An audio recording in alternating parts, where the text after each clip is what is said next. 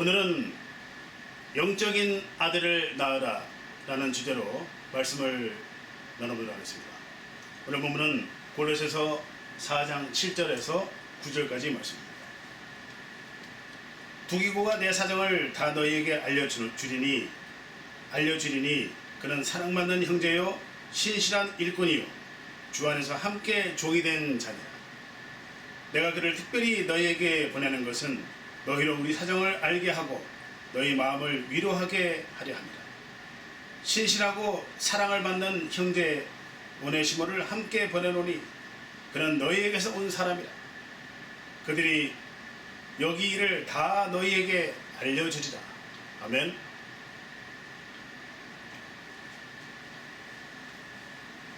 지금으로부터 100년 전에 한국의 이 전라북도 김제시 용화마을이라는 곳에 기읍자 교회가 있었습니다. 그 교회는 그 용화마을에서 가장 부자였던 이 조덕삼 씨가 이 교회로 집을 내줬는데요.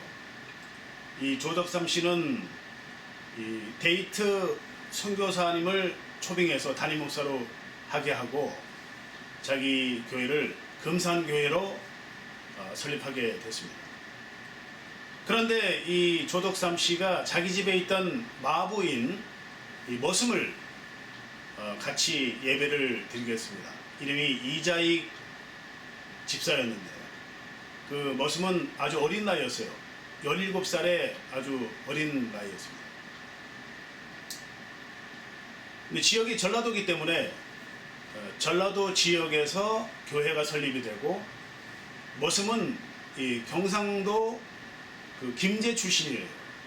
머슴은 경상도, 주인은 전라도 텃밭에서 교회를 하게 된 것입니다. 시간이 지나서 이 3년이 흘렀어요. 3년이 흐르고 나서 이 교회 안에서 이 장로를 선출하게 됐는데 공교롭게도 집 주인인 조덕삼 집사와 아주 어린 이 머슴인 이제 20살이 됐죠. 이자익 집사가 장로 후보로 같이 오르게 됩니다. 이쯤 되면은 이 조덕삼 집사가 재력이 제일 좋고 이 동네 제일 부자니까 그리고 자기 집을 교회를 내주고 그리고 얼마나 많이 교인들에게 먹였겠습니까? 그리고 장로 후보로 올랐잖아요. 그러면은 예정 수순이 조덕삼 집사가 장로로 되는 것이 거의 확실시 될 것 같은데 그럼에도 불구하고 이자익 이 어린 집사는 머슴이잖아요. 하대받고 천시받는 그런 머슴 출신인데 이 장로 선출해서 이자익 집사가 장로가 됩니다. 아이러니합니다. 이렇게 되면은 이 조덕삼 집사가 얼마나 시기가 생기겠어요? 질투심이 안 생기겠습니까? 아니 말이야, 내가 이 집 주인이고 쟤는 머슴인데 교회도 내가 설립을 했고 내가 소문내서 교인도 끌어오고 다 퍼먹이고 내가 다 했는데 말이야 제가 장로가 됐네? 그러면은 시기와 질투로 인해서 이 머슴인 이 이자익 집사를 집에서 쫓아낼 수도 있잖아요.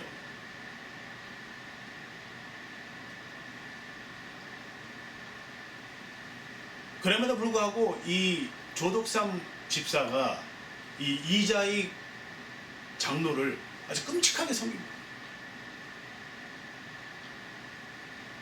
아주 귀한 열매가 생기게 됐는데 거기서 더 나아가서 이 조덕삼 집사가 이자익 장로를 설교도 시켜주고 그리고 자기 사비를 들여서 이 이자익 장로를 신학 공부를 시켜주고 신학교도 보내고 더 나아가서 나중에 2대 담임 목사로 이자익 목사를 추대하게 됩니다. 아주 귀한 열매를 낳게 되는 것입니다.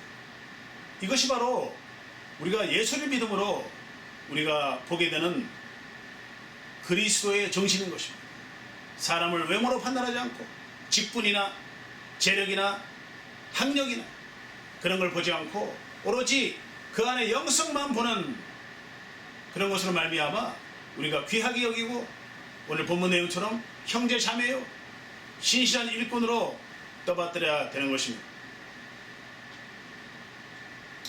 그런데 이 금산교회는 한 가지 좀 문제가 있었어요.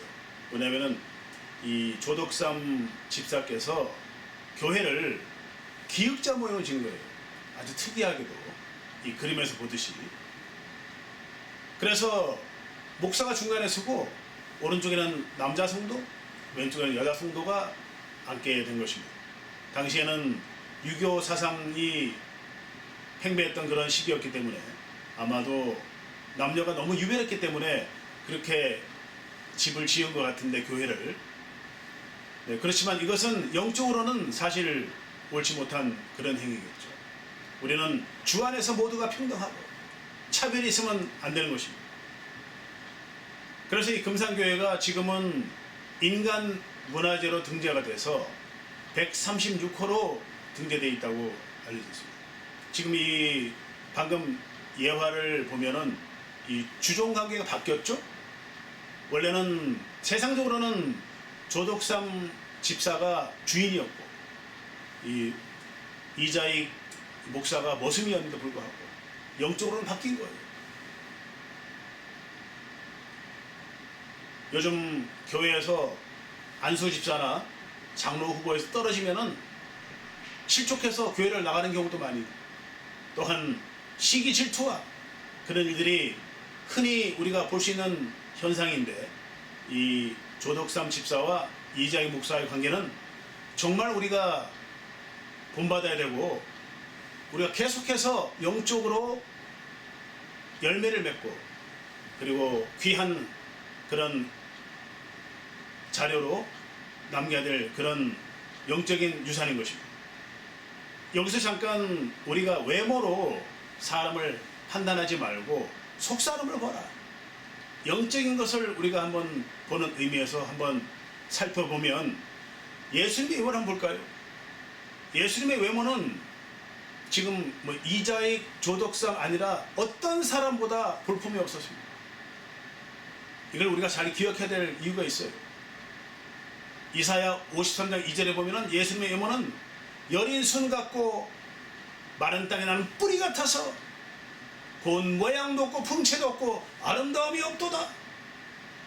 너무 정말 볼품이 없다는 얘기죠. 우리가 생각하는 메시아와는 상당히 완전히 다른, 그리고 무학력이었죠. 아예 학교를 다니지 않았어요. 낯 높고 기억자가 모르는 세상적으로는 베들레헴 그 조그만 동네에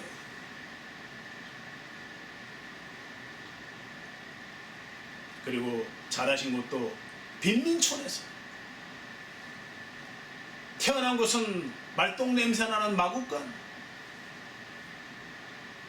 키는 당시에 1m 58에서 65였으니까 그보다 작았다는 얘기예요. 근데 그 예수님의 그 속 안은 누구였죠? 바로 메시아였다는 거예요. 속 사람을 보라는 겁니다. 이 성경은 다 영적인 문제라서 우리가 예수님을 보고 겉을 보지 말고 그 속에 있는 성령을 보라는 그런 뜻입니다. 모세는 어떻습니까? 모세는 태어나면서부터 말도 듣습니다. 하나님이 모세를 사역을 시킨 나이가 80세예요. 이빨 빠진 늙은이가 다 돼서야 하나님이 사역을 시키는 것입니다. 말도듬이요 80 이상 된 노인이 우리가 외적으로 보면은 할 수 있는 게 아무것도 없잖아요. 그러나 그 안에 동행하시는 성령 하나님을 보라는 것입니다. 바울 선생의 외모를 보면은 바울 선생은 세상적으로는 야심찬 그런 사람이었지만 그리스도인을 핍박하고 죽인 사람이었습니다. 도무지 상대하기 싫은, 가까이 하기 싫은. 그리고 바울은 특이하게도 자발적인 나실인이었어요. 자기가 서원해서 나실인이 된 겁니다. 그런데 대머리였죠. 말에 어눌한 자.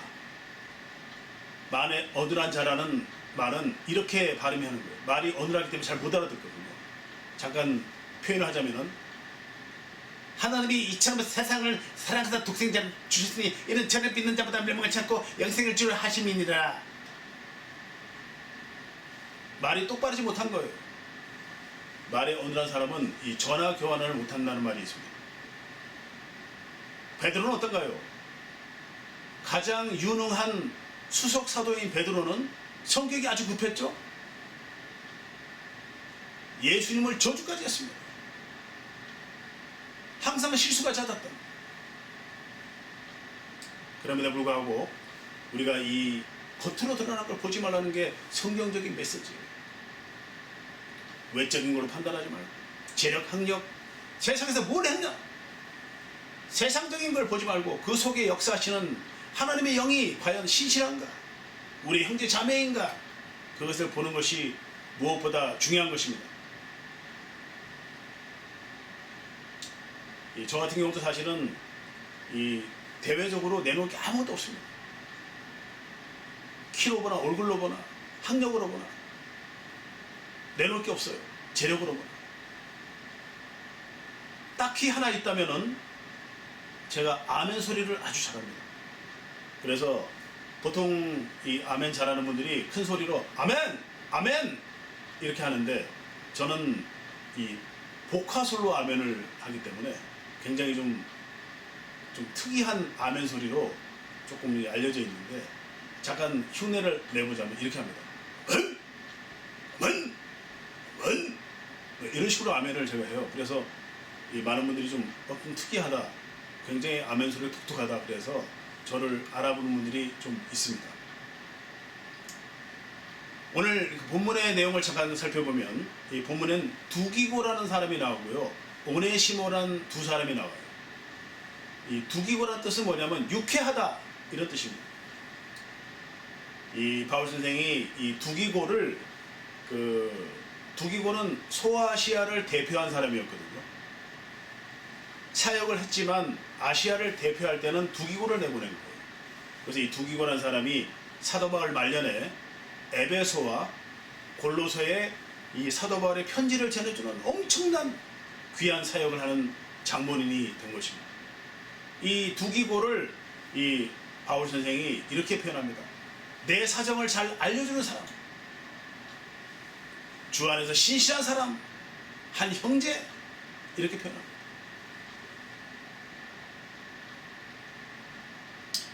바울이 지금 말년에 이제 순교를 앞두고 있는데, 이 바울 선생의 사정을 알려주고 그리고 사랑을 나누는데 중간 교량 역할을 했다는 것입니다. 반면에 또 다른 실족한 제자가 있죠.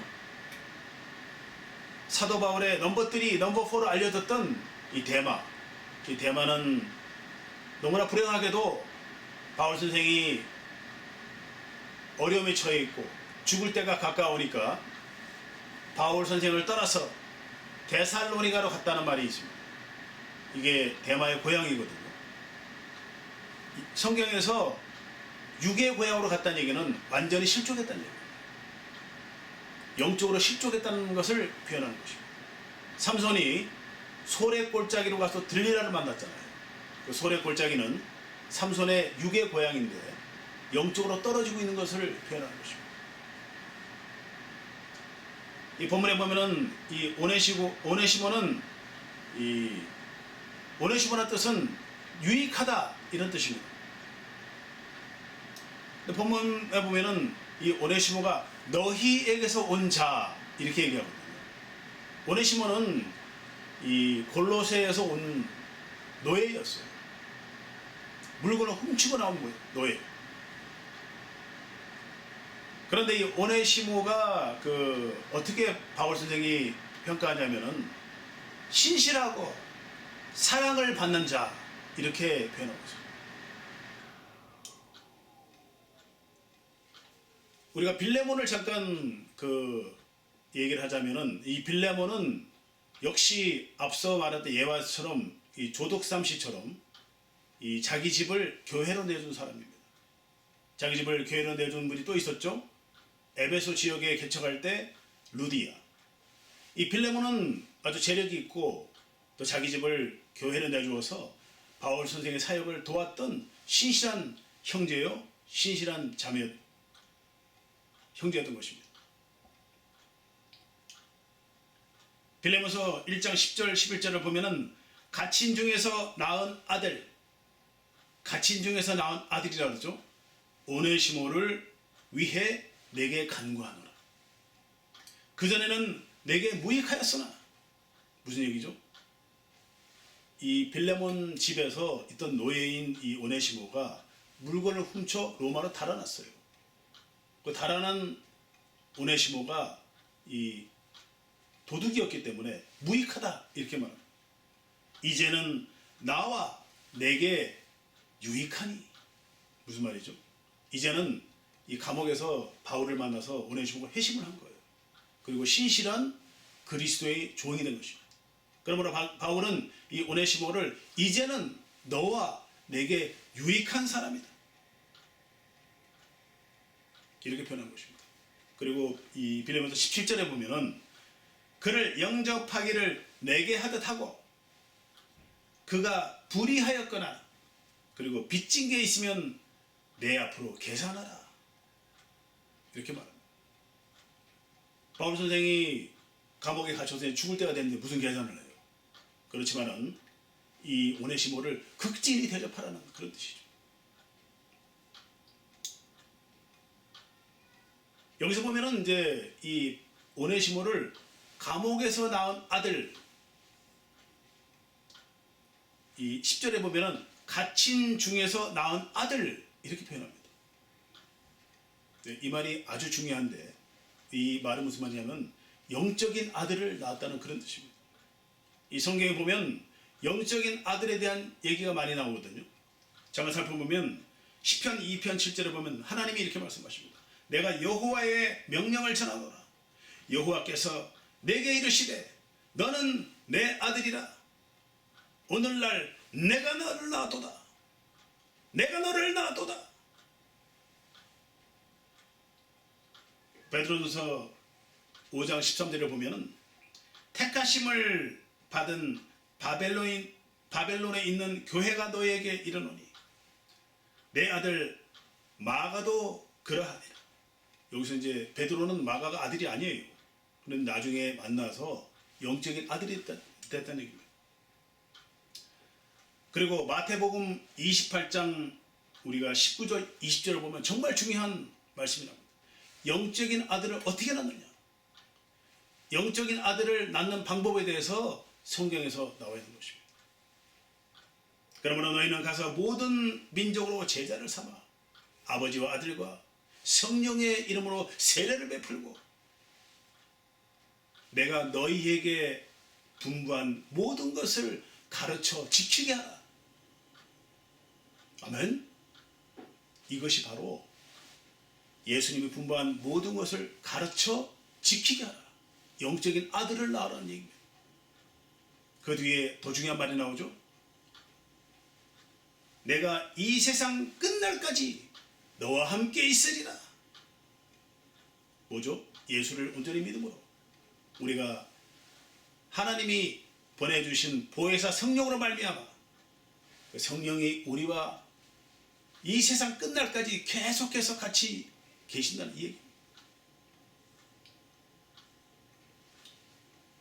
그러므로 우리는 성경의 말씀처럼 이 영적인 아들을 낳는 일은 여러분과 저에게 가장 중요한 핵심적인 우리의 사명인 것입니다. 여러분이 영적인 아들이 되셨다면 또 다른 아들을 낳아야 돼요.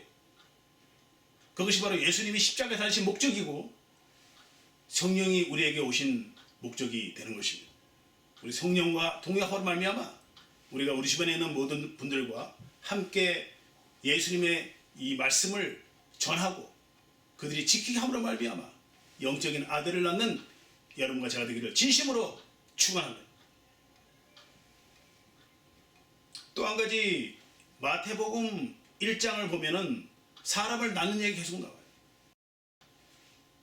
마태복음 1장 1절에서 17절까지는 아브라함부터 예수님에 이르기까지 28대에 걸쳐서 사람을 낳는 얘기를 계속 하는 거예요. 낳고 이 낳고란 의미를 여러분이 잘 아셔야 되는데, 이 낳고란 얘기가 뭐냐면요, 이 하나님과 우리가 하나님을 온전히 믿음으로 우리가 영적인 아들을 낳는다는 얘기인데, 바로 수직목을 얘기하는 거예요. 영적인 아들, 수직목. 그리고 여기 28대까지의 사람들을 잘 보면은 유대인만 있는 게 아니에요. 이방인이 섞여 있죠. 기생 라합, 룻, 다말, 우리아의 아내. 지금 예수님의 계보에 이방인이 섞여 있는 거예요. 무슨 말입니까? 영적인 아들을 낳는데 바로 모든 민족을 얘기하는 겁니다. 영적인 아들과 모든 민족, 뭐죠? 십자가잖아요. 마태복음 1장 1절에서 17절까지는 바로 십자가를 얘기하는 겁니다. 십자가를 지고 가라는 얘기예요. 영적인 아들을 낳아서. 여러분이 우리가 십자가를 지는 이 일이 우리의 가장 중요한 하나님의 뜻이 되는 것입니다. 우리가 영적인 아들이 되기 위해서는 이 바울이 낳은 빌레몬과 오네시모 두기고, 모세를 보면 여호수아겠죠. 그리고 베드로가 낳은 마가, 사도 요한이 낳은 아들이 있어요. 이 서머나 감독이었던 이 폴리갑은 또 이레니우스라는 감독을 낳았습니다. 오늘 본문의 조독삼과 이자에게 귀한 열매처럼 우리가 서로를 존중해주고 영적인 아들을 낳고 우리가 이 건강한 신앙생활을 하는 것이 하나님의 귀한 뜻이 되는 것입니다. 결론 맺겠습니다. 여러분, 그리스도 안에서 하나 되시기 바랍니다. 형제 자매가 되도록 가르쳐 지키게 하십시오. 우리가 보면은 이 교회 안에, 사실 교회는 어떻게 보면 알곡과 가라지가 섞여 있어요. 어쩔 수가 없죠.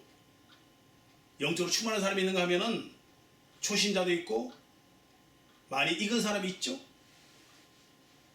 그리고 우리는 그 사람이 과거에 폐륜하였던, 아니면은 행실이 좋지 않았던, 도박꾼이었던, 아니면은 살인자였던, 사기꾼이었던, 어떤 사람이었던 간에 우리는 그 사람의 과거를 보지 말고 현재 우리 이자익처럼 변화되고 신실한 일꾼이 되었다면 그의 외모와 학력과 재력과 세상 것을 보지 말고 그를 높여주고 존중해 줘야 되는 것입니다. 여러분, 예수님의 세 계명이 뭐죠? 서로 사랑하라. 우리가 영적인 아들을 낳기 위해서는 서로 사랑해야 돼요. 지속적인 사랑만이 그 사람을 변화시키는 겁니다. 지속적인 사랑만이 열매를 낳게 되는 것입니다. 그렇기 때문에 예수님께서는 계속해서 서로 사랑하라, 이 말씀을 하는 것입니다. 우리가 서로 사랑함으로 한 형제 자매가 되고 신실한 그리스도 안에서 종이 되는 여러분과 제가 되어서 많은 열매를 맺는 영적인 축복을 누리는 여러분과 제가 되기를 진심으로 축원합니다.